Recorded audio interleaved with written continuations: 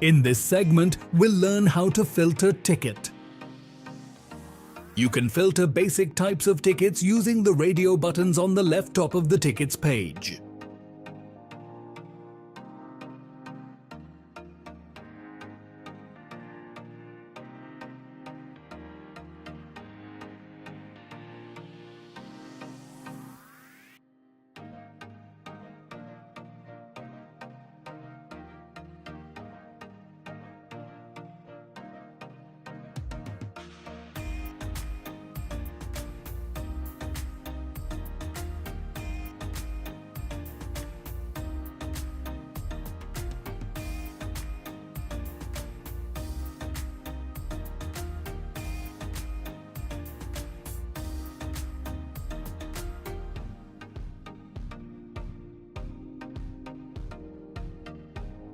Tickets can be also filtered based on the ticket status, priority, department, service and due status, etc. using the filter button on the right top side of the screen.